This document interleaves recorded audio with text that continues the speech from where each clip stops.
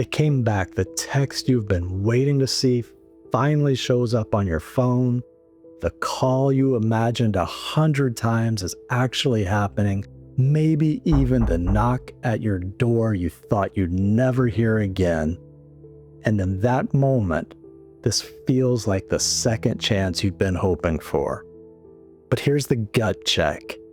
The walls are still there. They keep you at arm's length. They dodge the real conversations. One minute this feels like love again, the next they're gone, and you're left asking yourself, is this real, or are they about to shut down all over again?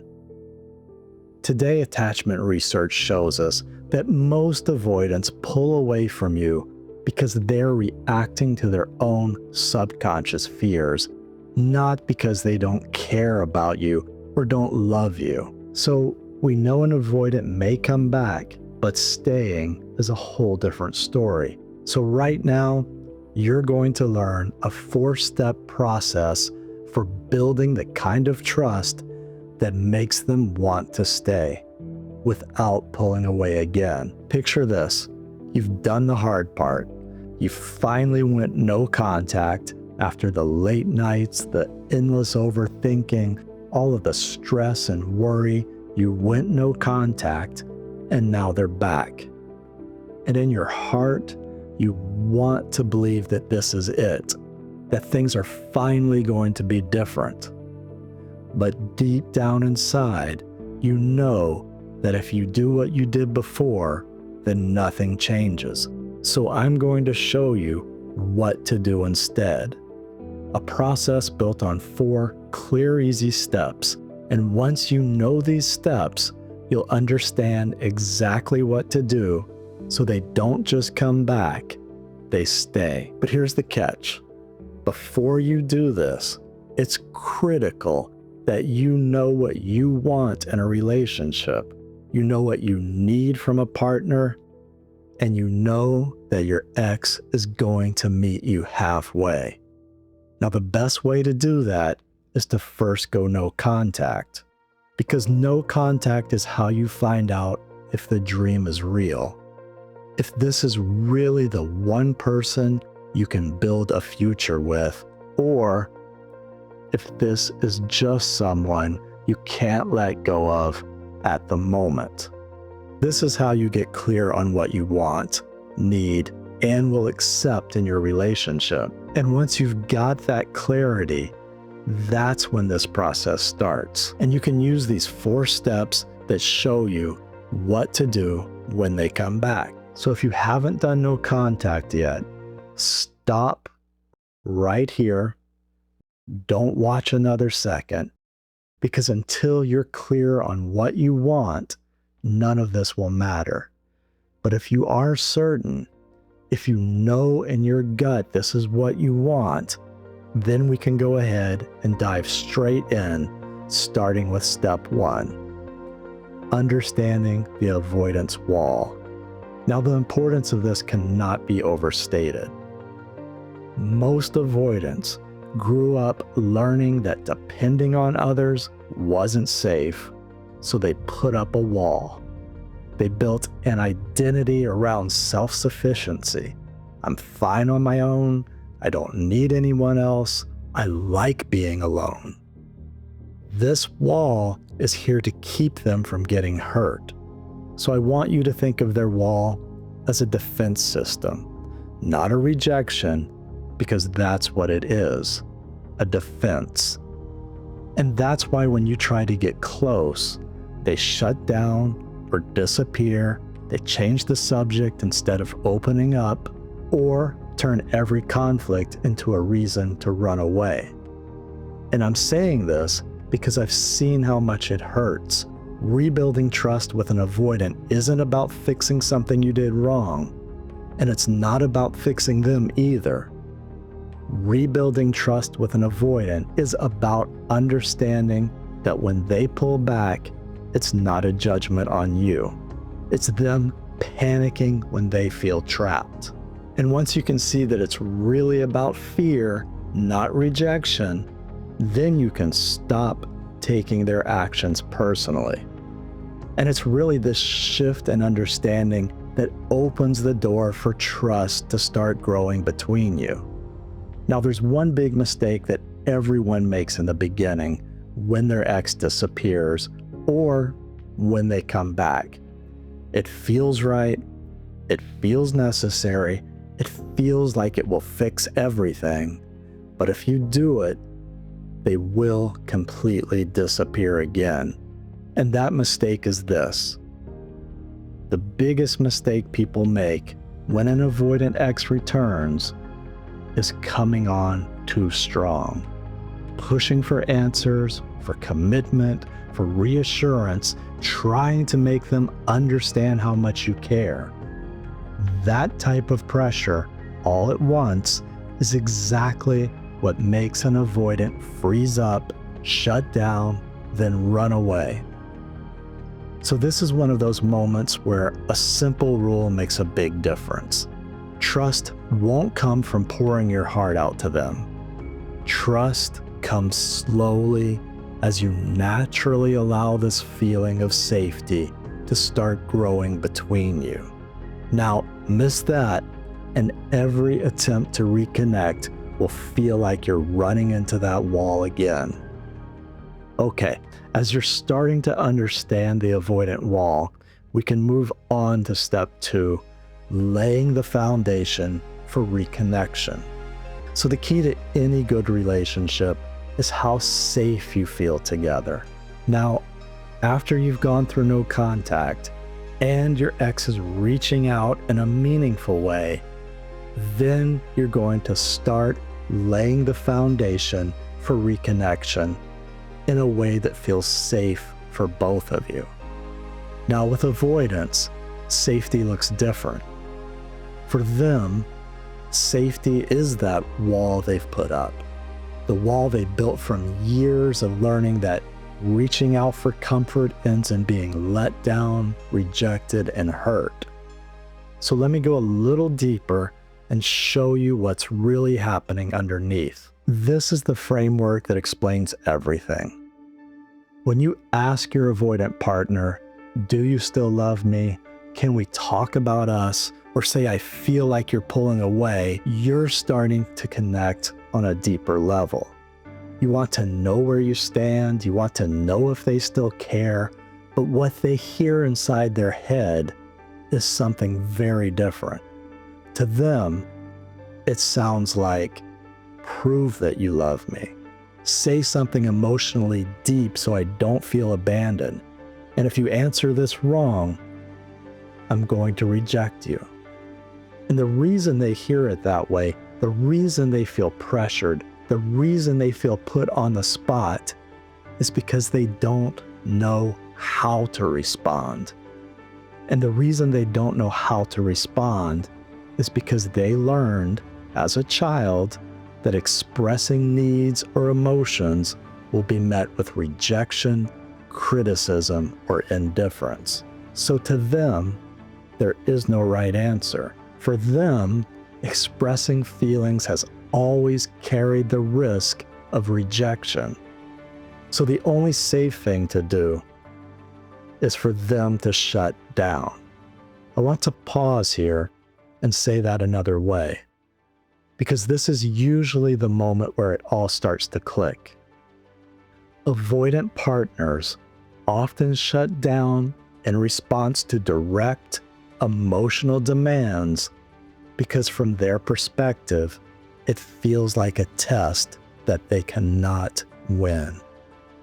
And this reflex often comes from childhood experiences where emotional needs were not met safely, making withdrawal behind that wall the safest option in adulthood.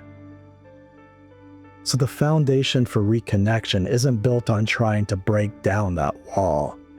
It's built on showing through steady, low-pressure actions that they don't need the wall as much with you. This right here is your leverage point. When your actions are steady, simple, and low pressure, they naturally start to open up that wall let themselves talk to you, and by, they start to show you how much they care at their own pace. Now, that's why every move you make in this stage naturally allows them to lower their defenses and truly begin to feel safe with you. So here are the steps you can take to lay the foundation for reconnection without them fully pulling away. In situations like this, the guideline is to show appreciation, but in small ways. Thank them for ordinary things. For example, thanks for picking me up. I like that you came by tonight, or it was nice spending some time together. The key here is to keep it simple. And the reason you're going to keep it simple and show appreciation in small ways is because small acknowledgments make them feel valued without triggering their subconscious fears about attachment. Next, you want to create low pressure time together. And what I mean by that is this: skip the heavy talks. Do simple things side by side. Watch a show together, cook dinner together, go for a walk. These quiet moments reduce their sense of obligation and allow them to just relax and start to connect safely with you. Another critical element is to be reliable. Show up when you say you will. Keep your word. Do what you say you're going to do, because predictability lowers their defenses far more than any one big gesture ever could. And last for this step, accept their need for independence. One of the most important things to understand about avoidantly attached people is that alone time isn't rejection. It's how they regulate their emotions. The general rule here is to support their need for space in a way that still feels secure. That starts with how you respond. Instead of saying, "Why are you pulling away from me?" try something like, "If you need some time to yourself, that's okay. I'll be here when you're ready to reconnect." That kind of message gives them what they need and reassures them that this relationship is still safe. You're not chasing, you're not punishing, you're just letting them know you're steady and reliable. This is critical because this balance of giving space while staying emotionally available is a powerful way to build real trust and connection over time. Now, here's what starts to show up when you step back and look at the big picture. You can look at laying the foundation for reconnection as if you're creating a place for both of you where there's no pressure. You're free to be here. You won't be judged, cornered, or chased. You just feel safe to be yourself. Now, keep in mind that this goes both ways. When you have a really strong and successful relationship, you'll find that this person is also making you feel safe, secure, and free to be yourself without any judgment. Now that you've started laying the foundation for safety, we're going to move on to step 3, communicating in ways that actually work.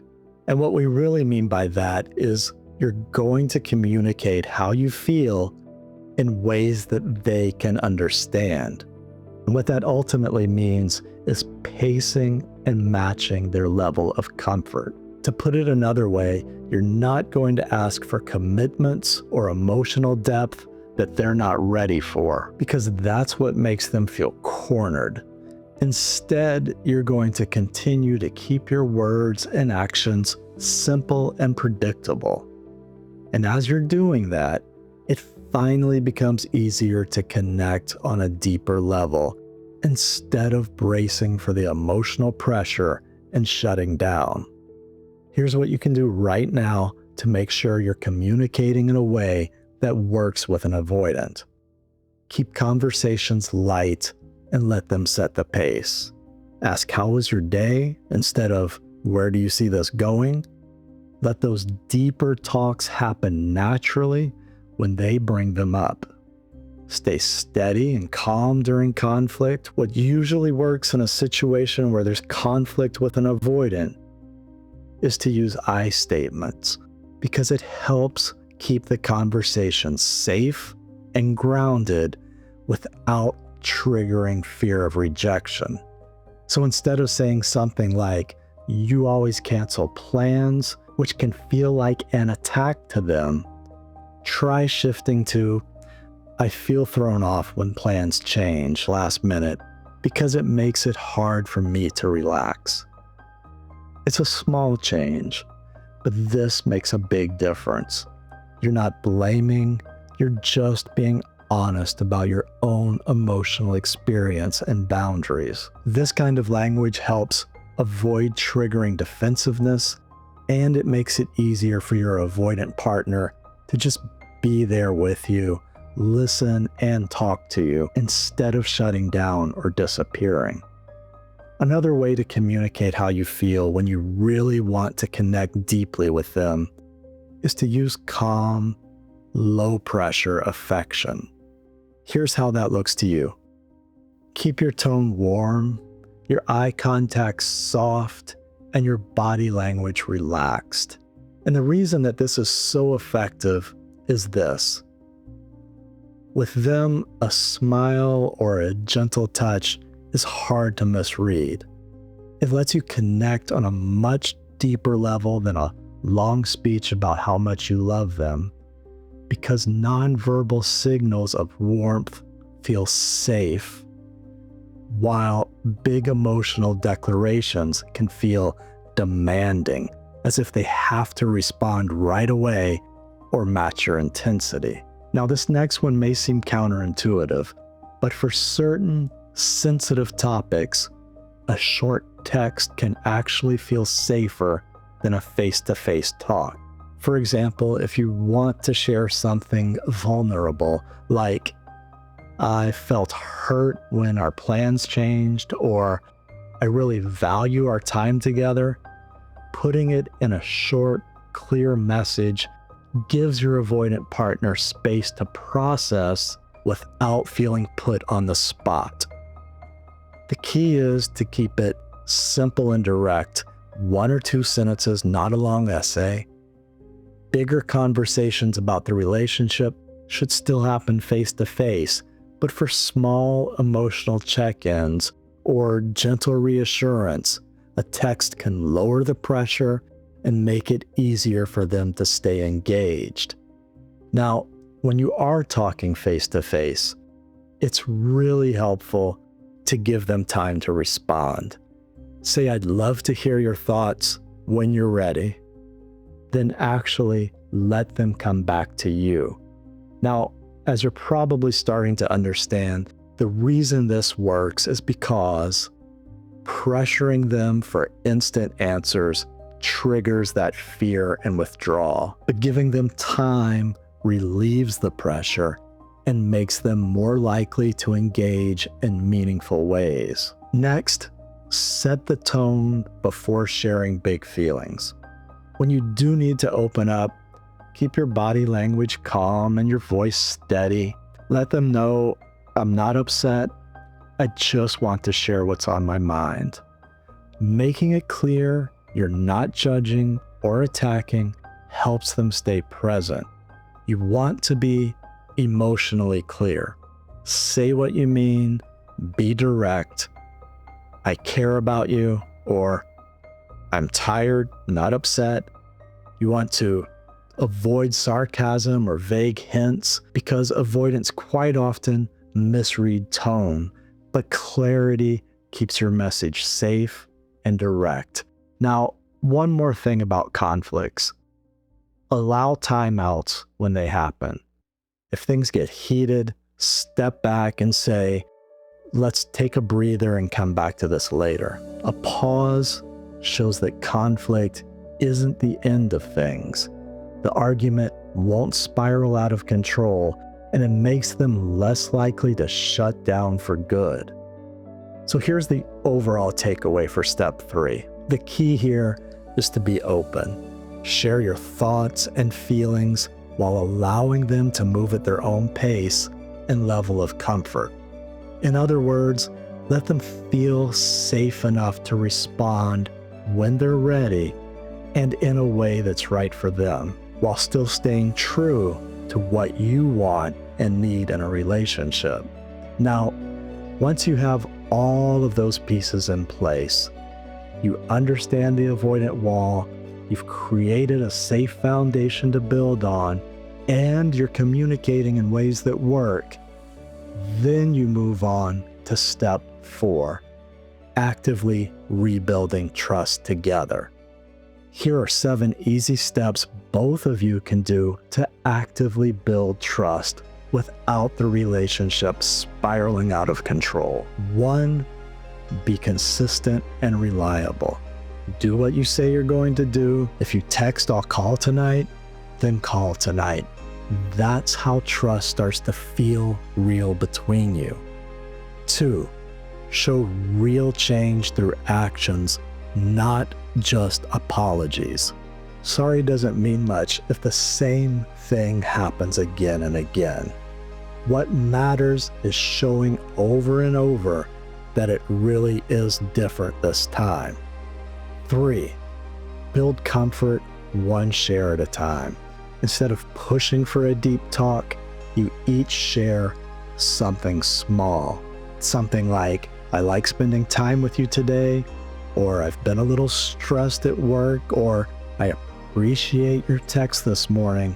These little exchanges stack up and show it's safe to open up without the pressure of a big emotional conversation. 4, be very clear about time apart. If one of you needs your space, say it straight. "I've got a lot on my plate today, but I'm looking forward to catching up after work." Now, in this way, the break has a clear reason, and it confirms you'll reconnect when you'll be back. 5, support each other's independence. When they need time alone, don't guilt trip them. Say, "I hope it helps you to recharge." That way, space feels supported instead of judged. 6, agree on rules to handle conflict. Don't wait until you're in a fight to figure it out. Decide together. If it gets heated, we'll take a break and come back in an hour. Clear rules keep arguments from feeling like abandonment. 7, set one simple shared routine. Pick something you can count on.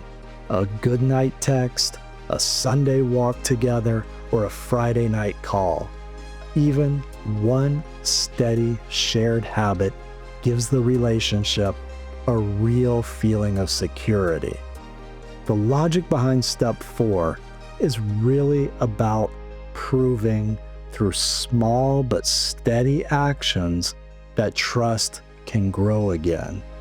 When both of you show up consistently, give space without guilt, and create even one reliable routine together, then you find that you're both starting to feel safe. Now, if this seems like a lot to manage and you're not sure if you can get there with your avoidant ex, then I made something to help. Grab the No Contact Survival Kit. It will walk you through what to do and how to get clear on what you want. Now let's pull this all together. Rebuilding trust with an avoidant isn't one big leap. It's 4 steps.